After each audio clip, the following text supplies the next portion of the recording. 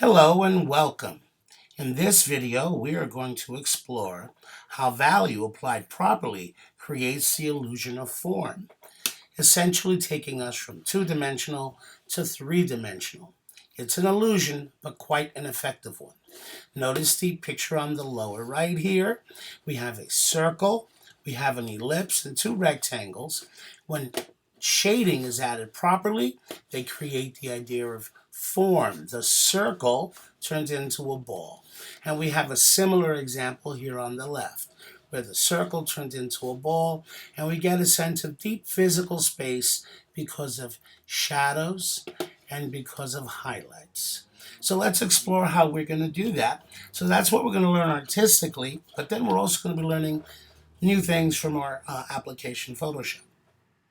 We're going to be exploring the selection tool for the first time. We're going to be using the save selection tool.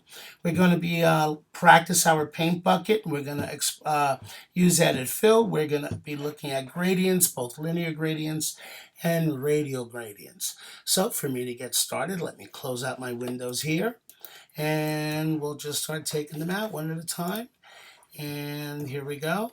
And here we go. No, don't save that. Okay, now I'm going to make a new file. So I'm going to go over to the top and I'm going to say File New, or you can simply type Command N. Please, let's start properly. Let's name our file. So I'm going to name it with my period 1, and put my name, Orlando, and my last name. Please put first and last name on everything along with your period and what the project is. This is going to be called Shape to Form. So Shape to Form. Now, you want to make the size of your file. I'm using 7 inches by 5 inches by 300 resolution. That's a pretty simple way to go. I'm going to hit OK. Now I'm ready to start the page. If you want to maximize this and bring it to full size, remember you can go to View and you can say Fit on Screen, and that if you look at that, that's Command 0. If you want to zoom out, you hit Command minus. If you want to zoom in, you hit Command plus. So let's go Command 0, and now we're at full screen. Now we're going to explore how to use a selection tool. And I'll first explain what a selection tool is. Over here on our menu bar, I'm going to start with the first one. It's called the rectangular marquee tool. Underneath is the elliptical. We'll be using both of those today. We'll start with the rectangular. Just conceptually, when I make a selection, what that means is I can only work in the selected area. So if I were to take a brush and I were to apply paint, I could paint, but only in the selected area. Out here, nothing happens, but in the selected area, I can paint effectively. Same thing if I use an eraser. I could erase in there, but I couldn't erase anywhere else. That's in essence what a selected area does. I just asked this to delete. I'm going to go to white, and we're going to go right there. Okay, so now that gives you an idea what it does. I'm going to use this to select about 1/3 of the page, or maybe a little bit more. About there, and that'll be the top of my page. The background, I'm going to select the color. I'm going to put the color blue in there. So that's pretty nice, but I'm a little softer. I want to be like baby powder blue. Okay, that's nice. About there, I'm going to take the bucket. I'm going to dump it in that space. Now, if I tried to dump the bucket here, look, nothing happens because something is selected. To unselect something or deselect something, the proper word, I'm going to go up to the top where it says select, and I say it says deselect. A lot of times students ask me what I'm doing with my hands. I'm typing the letters Command D because that's how I deselect. Now, wherever you pour color now, if I picked another color, if I picked a color, maybe a beige for the lower half of the space, wherever I port, there's nothing selected, but the bucket will go to wherever there are borders. So if I put it there, I would change that color. If I put it here, it would stop at the border where the white ends, so I don't actually have to make a selection for the second one. So now we've got two shapes here. Now what I want to do is I want to take and I want to make an ellipse. So I'm going to take that other one, the one that was called the elliptical marquee tool. Now we use that for circles and ellipses. So an ellipse is kind of egg-shaped, and I'm going to kind of go the long way on my page because this is going to be an area where we're going to create our shadow in. I'm going to put a color there. Since I'm going to have a yellow color here, I'll sample that, and then I'll go darker. That would make sense for a shadow. I will then take my bucket. I can pour the bucket in. Remember, I could also take my brush and brush it in, whatever you're comfortable with. Now I'm going to deselect, so to top, deselect or type Command D. And now we're going to make another elliptical selection, but this time we want a perfect circle. To do that, when you're using the elliptical tool, as I'm using it, I'm going to hit the Shift key, and it becomes a perfect circle, and I can't make an ellipse, I can't make it distorted. I'll put that in place, and now I have a circle. I want to add color to this. But remember when we said if you use a bucket, what happens is the bucket is going to stop at every borderline. So I'd have to use the bucket 3 times, and then I still have a ghost line, which I would hate. The better ways are going to be either to use a brush and put the color you want in, or to go and edit fill and put the color you want in. But I'll show you with a brush, just like this, and I can just put my color in, or I can go over to edit, fill, and I can say not with white, but with the foreground color. That's the color I've selected in my color picker. I hit OK, and now it fills that for me. So now I've got all my colors selected. Now let's talk about how to save a selection. Since we have the circle already selected, let's go over to the top where it says Select, and let's hit Save Selection, and let's identify this one, and let's call it Circle. So we know what it is we're saving, and we're going to hit OK. Now, whenever I deselect, right, Command D, and I want to get back to that circle, even if it's changed, it's not a flat color, I'll be able to say Load Selection, click on Circle, hit OK, and I would have the circle selected again. We're going to do that with all the other shapes here. Because they are all flat, right now the color is very easy to select. So you're going to learn a new tool here. We're going to go over. There's another selection tool, and I'm looking for the one called the Magic Wand. Here we go, the Magic Wand selection tool, and that selects things based on pixels. So if I click on the background, you notice it makes a perfect selection of the background. And I'm going to take that selection, and its tolerance basic level is 32. That's where yours should be if you reset your preferences. And I'm going to go Select, and I'm going to say Save Selection, and I'm going to call this Top Back. Well, I'll just call it top as enough. I know it's the top of the page. And then I'm going to deselect, Command D. I'm going to use that magic wand. I'm going to select the lower half. And I'm going to go over to Select and say Save Selection. And I'm going to call it Bottom. And then I'm going to go over to this elliptical area, Command D, deselect. Select this, get that nice shape.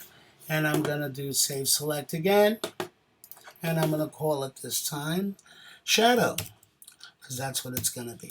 So now I've got everything done, everything saved. Make sure you hit File, Save. Your name's already on it. It's going to ask you where to put it. You decide. It's always best to put it in your Dropbox in the folder with your name. For now, I'll simply put it in my Dropbox. So here we go. We have the files in place. I'm going to hit Deselect. We now can begin to add gradients to this, and we'll do it by making our selections. So let us start by the background. Let's go over to our selections. Let's go over to where it says Load Selection. I'm going to ask to load the top first. I'm going to do that, and now I have the top set in place. I'm going to go over to the color picker. I'm going to click the color on top. I'm going to sample the background. And now I know the color, that's the color we started with. I'm going to hit OK. Now I'm going to go to the lower one. And I'm going to sample the background again. And this time I'm going to go for a darker value and hit OK. So now I have two different values. There's a light blue that we started with and a darker blue. We're going to move up the toolbar. And where the bucket tool is, they live in the same space. The gradient tool and the paint bucket. Top floor is the gradient tool, lower floor is the paint bucket. Right now we're going to grab the gradient. And the gradient has different options. But notice the two colors you selected in your color picker, when you select the gradient, wind up in the gradient adjustment bar here. And these are the colors we picked. They're right here. They're the first two, foreground to background. So I'm going to hit OK. And you don't have to click that. I just wanted you to see what that is. I am going to now take the gradient tool and I'm going to stretch it from top of the area, and I'm going to pull it downward, straight down, and I'm going to stop just before the edge. And you see how the color gets a grade. It goes from this color we started with to the last color we picked. Now, if I went in the other direction, I would have the shadow part up at the top. If I went from left to right, it would be same thing, going from left to right or right to left, or even diagonal. If I make a gradient that's very short, the transition will be very fast. If I make a gradient very long, the transition will be harder to see. It'll be a slower transition. Let's try one about here. And that's kind of neat, okay? So now I'm going to explore doing the same thing, but with the object on the table. So here I'm going to take, and I'm going to deselect this area. So select, deselect. I'm going to load the bottom, selection, load selection. I'm going to go bottom here, hit OK, and now that area is selected. I'm going to sample the first top color, OK. I'm going to go to the second background color, and I'm going to sample the same, but now I'm also going to get darker. Actually, I'm going to get darker, and I'm going to get warmer. I'm going to change the color a little bit. And I'm going to hit OK. And so now it's going from this to that. I'm going to use the gradient tool. It's selected. And I want to go across. And if I'm a little angry, I want to be perfectly straight, hit the shift key. You'll go perfectly straight. If I don't like that direction, I can always reverse it and try it in this direction. Or maybe I want to try it on a diagonal. It's really up to you as the artist, how you want it to appear. Okay? And if you don't like the tone, feel free to change it. So if I say to myself, gee, I want this to be a little lighter, and I want this one here to be even darker than what I chose the first time, feel free to do that. You're the artist. You can make all the choices you want. So maybe I'll do something like that. Like that. No, I think I liked it further. Like that. Okay. Now, I'm going to hit deselect. Now I'm going to do the same thing, but I'm going to do it with the ball and a little bit different. So I want to load the ball. So I'm going to say select, load selection, the circle, hit OK. And I'm going to sample the color that I'm using here for one. Then I'm going to sample the lower color. Again, using the same, but now I'm going to make one darker. And I'll go that dark. Now, let me show you. If I just made a gradient now, it goes in a line. It's okay, but we can do better. Up at the top, there's different choices. The choice we're currently using is called linear gradient. Here's where my mouse is up at the top, linear gradient. See the name pop up. Next to that is radial gradient. That's a circle, right? Or like, so we're going to take here, and I'm going to start maybe from this point and bring it out, and you can see that we've got something going kind of round. And if I go short, I get a like that, a little more. Depending how far I pull it, if I pull it way out, you'll barely notice it. If I go from here, there, short, you'll get a hot spot, and so forth. So that's the basic idea for that. Now I'm going to hit deselect. Now I have the shadow here, the elliptical shadow. So I'm going to go select, load selection, click on my shadow, and I'm going to start by picking the first color, selecting it, picking the lower color. We'll go with something, I'll sample that first, and then I'll get darker. And now I'm going to take, and again, I'm going to use the elliptical marquee, and I'm going to pull across and see what I get. Now there, you notice I have the light color in the center. So if I went this way, the ellipse is out there. So the right way to fix that is to change the order of these. Instead of having the lighter color on top, I need to flip them. This little arrow here, I click it and it flips the order of the colors. And when I do this, I'll have the shadow more in the center. More like that. So I can decide how far I want to take it. But I certainly want it to start from the middle and let it fade out. Then I can hit deselect And that completes taking your object from shape to form.